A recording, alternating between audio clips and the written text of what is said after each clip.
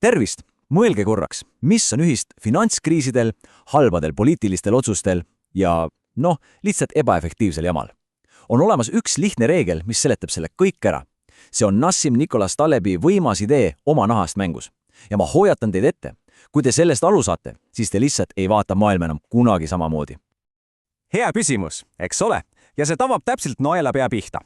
Me kõik tunneme ju vahel, et midagi on süsteemis valesti, et see on kuidagi ebaõiglane.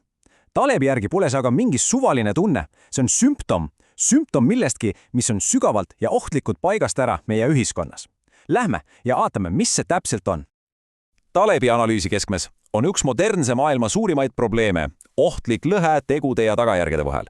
Kujutage ette, on tekkinud terve klass inimesi, kes saavad teha otsuseid, mis mõjutavad meid kõiki, aga kui asjad lähevad halvasti, siis nemad ei pea kunagi vastutama. Ja just see lahusus on see, mis mürgitab kogu süsteemi. Ja parim näide sellest, muidugi, 2008. aasta finantskriis. Mäletate? Mõned tippjuhid tegid meeletult riskantseid panuseid teiste rahaga. Ja kui need õnnestusid, said nad hiiglaslikel boonuseid. Aga mis juhtus siis, kui mull lõhkes ja süsteem kokku kukkus? Kas nemad maksid? Ei, nemad jalutasid minema. Kes maksis? Meie, maksumaksjad. See ongi see klassikaline kasumid erastatakse, kahjud sotsialiseeritakse. Ja sellel tasakaalutusel on nimi. Taleb nimetab seda asümmeetriaks. See ongi see. Üks saab kogu tasu, teine võtab kogu riski. Üks nopib magusad viljad, teine jääb tühjade pihkudega. Või veel hullem, peab arved inni maksma. Ja just see asümmeetria ongi kõige kurja juur. See kõik võib tunduda nagu mingi uus 21. sajandi probleem, eks? Aga tegelikult mitte üldse. See probleem on sama vana kui tsivilisatsioon ise. Ja mis on eriti huvitav, on see, et vanad ühiskonnad teadsid täpselt, mida sellega peale hakata. Ja nende lahendused, ütleme nii, et need olid päris otsekohesed. Vau, päris karm, eks ole. Ligi 4000 aastat vana seadus Hammurapi koodeksist. Aga mõelge selle peale. See on küll jõhker, aga see on täiesti sümmeetriline. Ehitaja vastutas oma tööst sõna otseselt mõõgu eluga. Ei mingeid vabandusi, ei mingeid päästepakette. Tema nahk oli väga-väga otseselt mängus. Ja see ongi asja tuum, oma nahk mängus. See ei tähenda lihtsalt riskide võtmist. See tähendab, et sa pead jagama oma otsuste tagajärgi, nii häid kui ka halbu. Kui läheb hästi, super, aga kui läheb halvasti, siis sina oled see, kes kannatab. See ongi see vastumõrk asümmeetriale, mis sunnib sind mõtlema, sest sa pead ise oma otsuse tulemusega elama. Okei, nüüd paneme need oma nahk mängus prillid ette ja vaatame tänapäeva maailmas ringi. Kus me näeme need asümmeetriaid kõige selgemalt? Kus on need kohad, kus otsustajatel pole absoluutselt mitte mingit nahka mängus? See siin on põhimõtteliselt moraalse ohu käsiraamat. Just nii need asjad 2008. aastal käisidki. Mõelgi sellele nagu kasiinole, kus sina saad kõik võidud endale, aga kui sa kaotad, siis maksab kasiino ise kõik sinu kaotused kinni. Milline inimene ei võtaks selles olukorras üha suuremaid ja suuremaid riske? See on ju lausa kutse vastutustundetusele. Aga see pole kaugeltki ainult rahanduse teema. Ei. Talebi sõnul on see probleem absoluutselt kõikjal. Mõelge poliitikutele, kes saadavad noori inimesi sõtta, istudes ise turvalikult konditsioneeritud kontooris. Nende lapsed ei lähe sinna kunagi. Või tegevjuhid, kes juhivad firma põlja, aga saavad ikkagi lahkumisümitiseks miljoneid, see ongi süsteem, kus vastutus on täielikult eemaldatud. Ja nüüd jõuame ekspertideni. See on üks Talebi lemmikteemasid. Aga olgeme täpsed. Ta ei räägi siin igasugustest ekspertidest.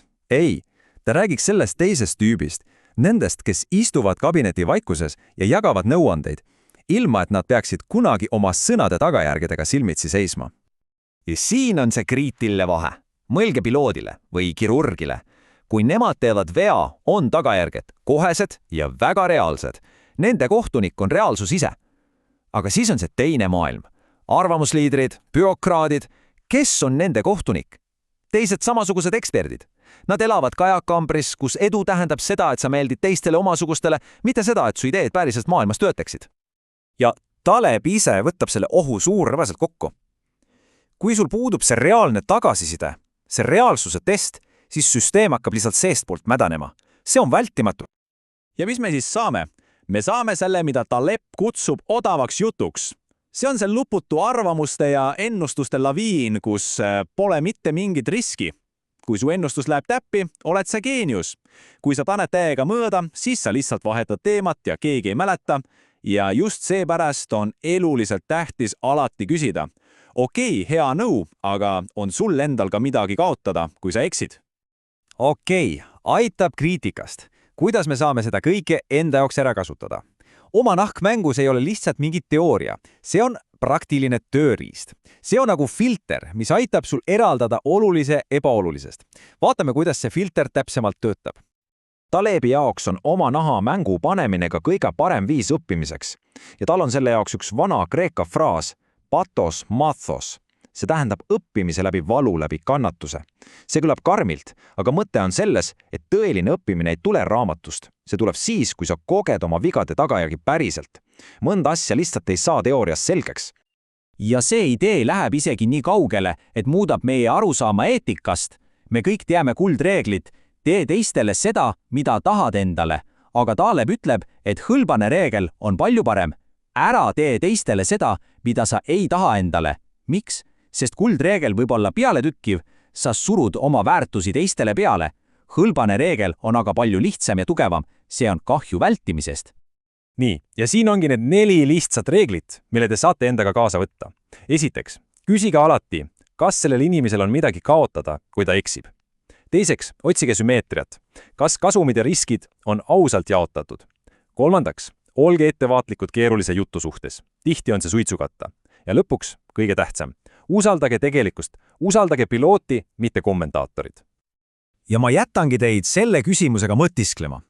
Kui te nüüd ringi vaatate, siis te hakkate neid asümmeetriaid nägema absoluutselt kõikjal, poliitikas, äris, meedias, igal pool. Niisiis, küsige endalt, kellel meie maailmas peaks olema palju rohkem nahka mängus, sest just sellest küsimusest algab tee, võib-olla natukene õiglasema ja kindlasti palju vastupidavama maailma poole. Tänan teid!